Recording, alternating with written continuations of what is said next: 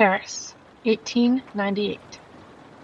Midnight lingers like fog in a frigid laboratory, tucked beneath a university hall. The gas lamp flickers. A blue glow pulses in the dark. It comes from the dish set on the work table, an eerie luminescence, quiet, beautiful, and deadly. A woman leans forward, her eyes hollow, her fingers stained from chemicals, her body weakening. She has no gloves, no shield, no warning. What she holds in her trembling hands will change the course of medicine, energy, warfare, and her own destiny.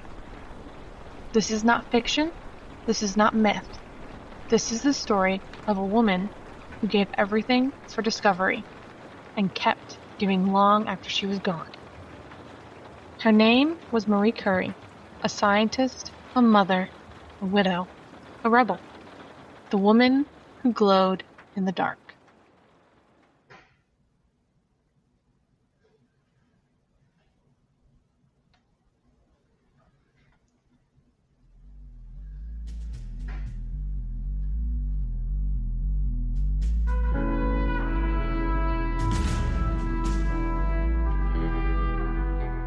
Welcome to Historical Insights, the show that brings you face to face with the minds who reshaped our world through brilliance, sacrifice, and sometimes obsession.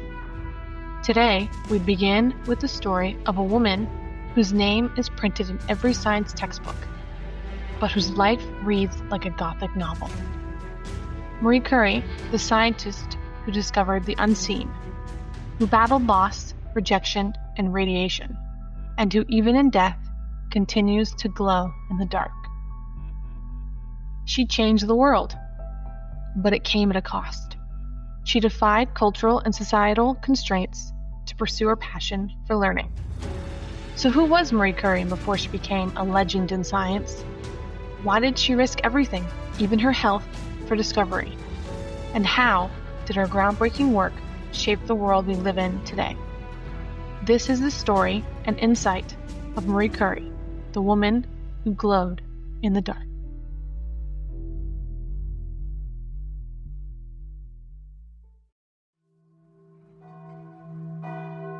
She was born Maria Sklodowska on November 7, 1867 in Warsaw, Poland, then under Russian rule.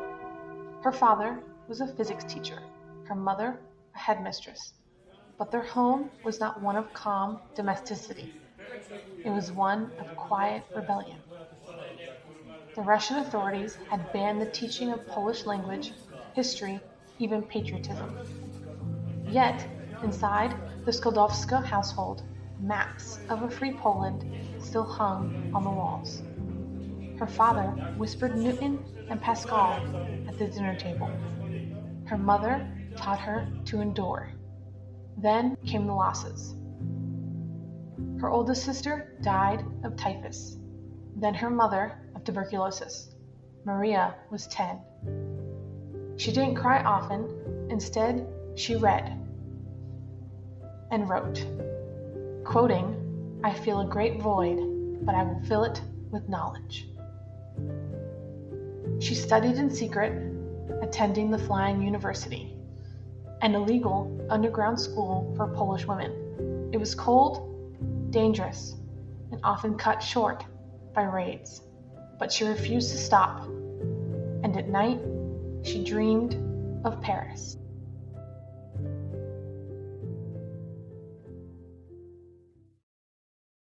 In 1891, Maria left everything behind.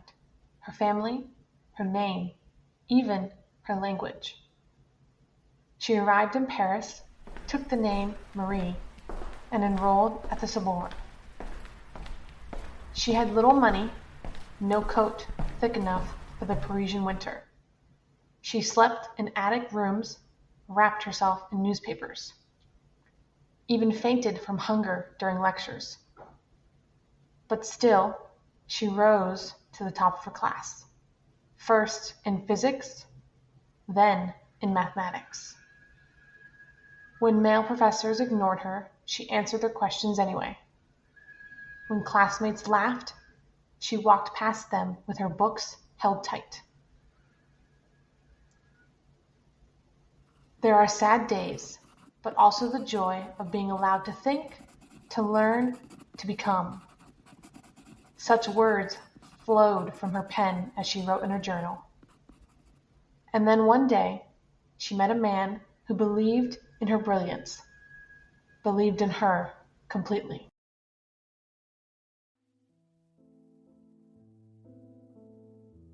Pierre Curie was quiet, unshaven, devoted to his magnets and crystals. He'd never met anyone like her before. She'd never met anyone who respected her mind before. They walked along the scene, discussed entropy, ether, and immortality. He asked her to marry him. She declined.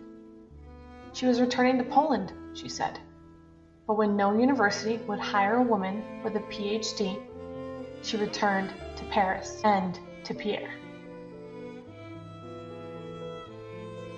They were soon married in a simple ceremony. No rings, no veil, just shared curiosity. In a simple letter, he wrote, "You are the one with whom I was destined to work with." Together, they became a force of discovery.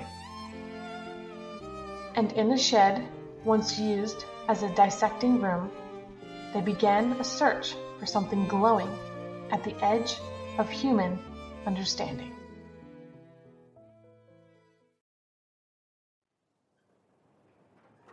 The Curies sifted through tons of pitchblende, a black uranium-rich ore, by hand. For 4 years, they stirred bubbling vats, boiled chemicals, breathed in radioactive dust. Their skin burned, their bones ached, but they didn't stop. They soon discovered a new element, polonium, named for Marie's beloved homeland.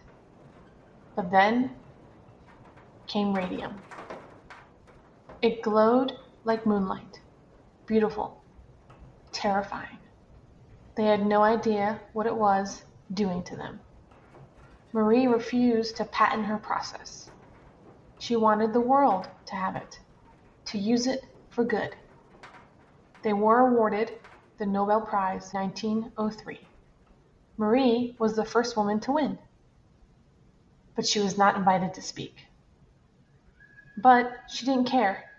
There was more to do, more to discover.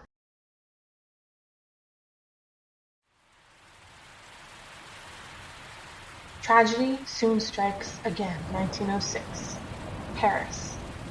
Rain is falling on cobblestones. Pierre is walking across the street. A carriage barrels around the corner. He slips. His skull is crushed beneath a horse-drawn cart. He dies instantly. Marie collapses, refuses to eat, speaks to no one. She wears Pierre's black coat every day. And when the Sorbonne offers his post to someone else, she demands it. And then she earns it, becoming the first woman to teach there. She begins to research into radiation's effects on cells, on tumors.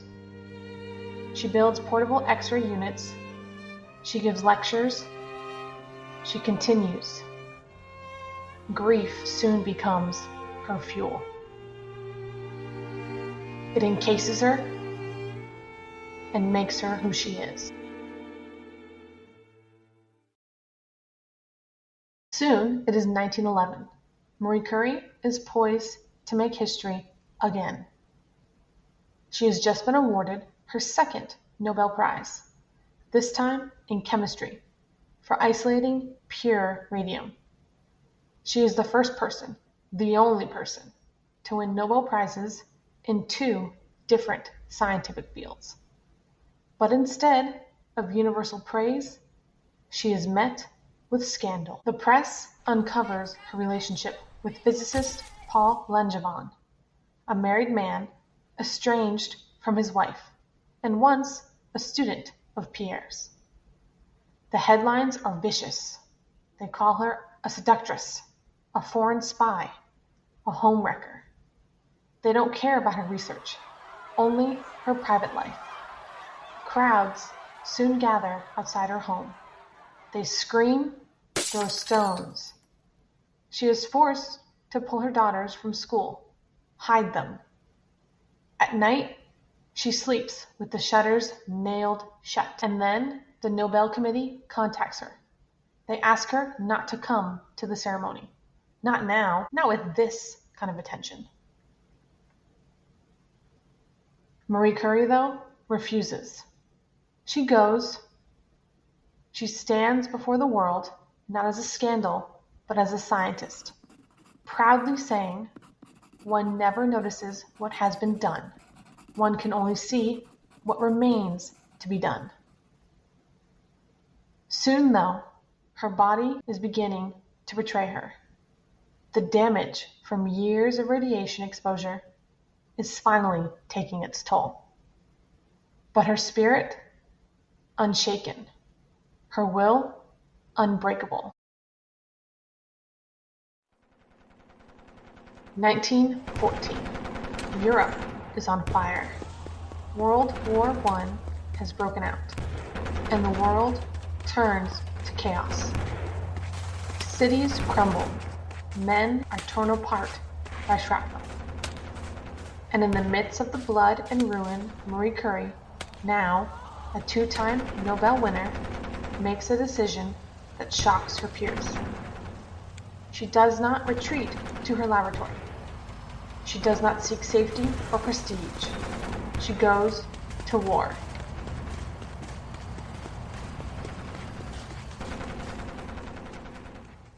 With her daughter Irene by her side, she designs a fleet of mobile radiological units, X-ray machines mounted on trucks.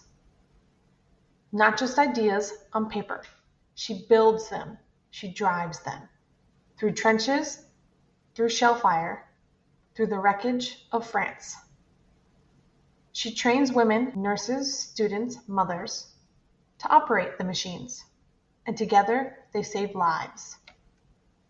Bullet wounds are located, shrapnel is removed, amputations are minimized. They become known as les petites Curies, the little Curies, an army of women, a force of science on wheels. Marie sleeps in the back of ambulances, her coat still soaked with chemical stains. She fixes her own machinery with grease-blackened hands. She rejects metals, refuses comfort. She only wants tools and time. Writing in her journal later, she says, "Nothing in life is to be feared. It is only to be understood."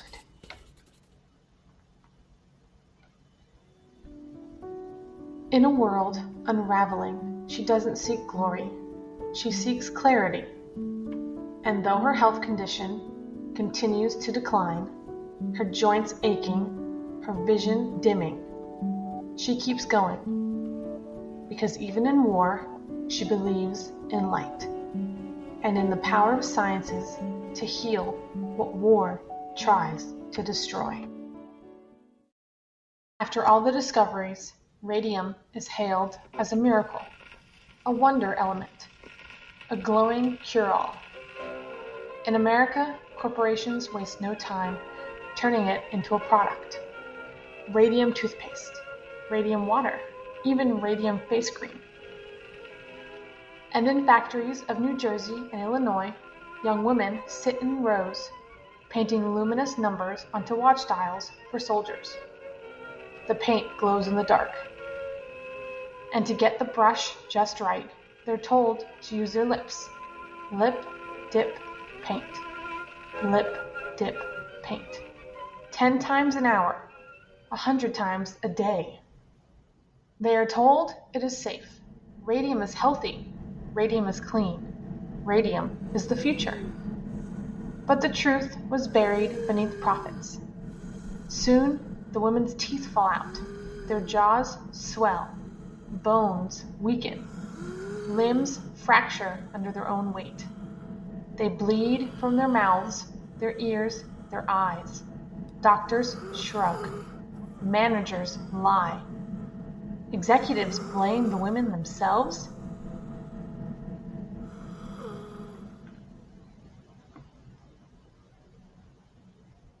But the women, they fight. They form a case. They endure brutal cross-examinations while dying in wheelchairs. They are mocked in the press, and yet they persist.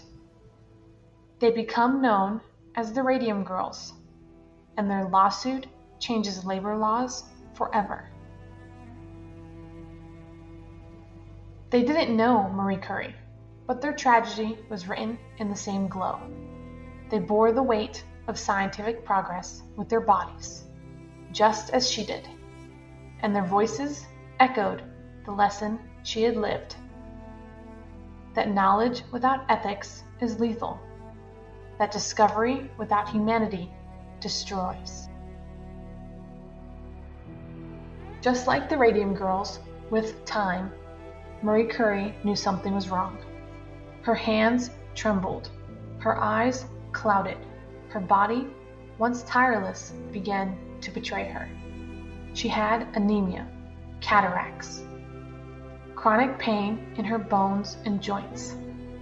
And though no doctor could fully explain it, Marie didn't need a diagnosis. She had lived among her discoveries, breathed them, touched them, and even carried them in tubes in her pockets. She kept glowing vials in her desk drawers, sometimes even beside her bed.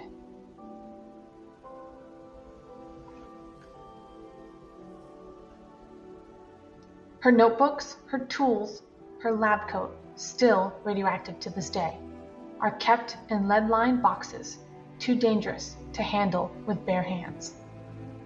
She gave herself, cell by cell, to the pursuit of knowledge, because she believed ignorance was the greater danger, and she accepted the cost.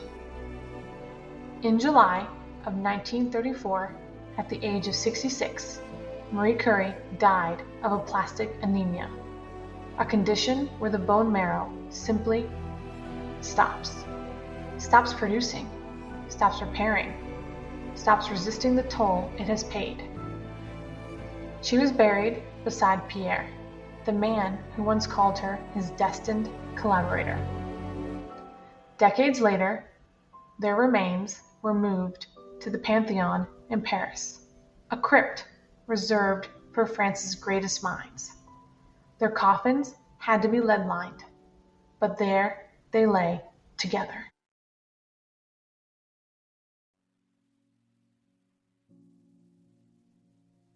In the end, Marie Curie's story is not just about genius. It is about the cost of progress, the thin line between discovery and danger, between illumination and incineration. She showed us the world, what it means to chase truth without compromise, to ask questions no one dared ask, and to accept the consequences even when they came slowly, silently, cell by cell.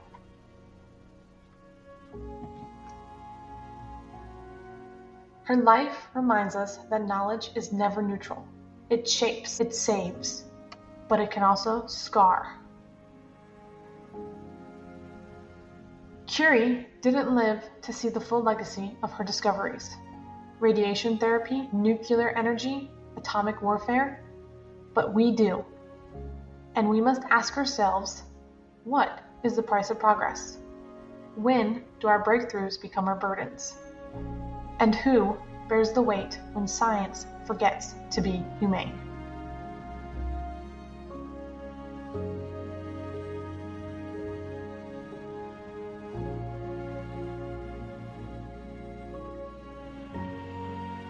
She carried test tubes in her coat pockets, not knowing they were glowing with the very force that would one day unravel her body. But she believed, deeply and stubbornly, that the pursuit of truth mattered more than fear, that ignorance was more dangerous than radiation. As we stand in a world built on the discoveries of Curie and others like her, a world powered by the atoms she helped unlock, we must carry her legacy not just in textbooks, but in our ethics, in our choices, in our caution.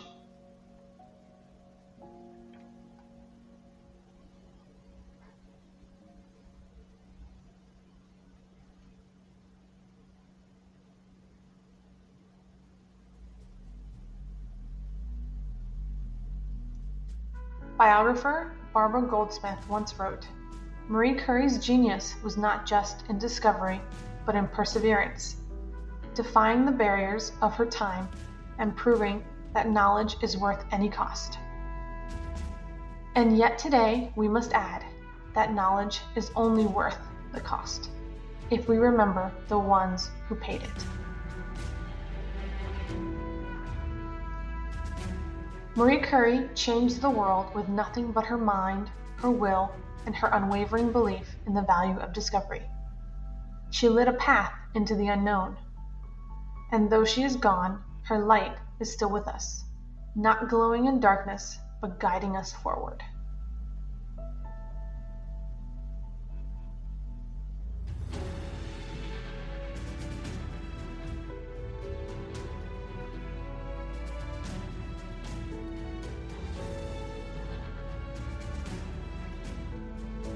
Next time on Historical Insights, we unravel the story of a man whose creation reshaped the future of warfare, and whose inner turmoil mirrored the very power he helped unleash. Join us as we delve into the life of J. Robert Oppenheimer, the father of the atomic bomb.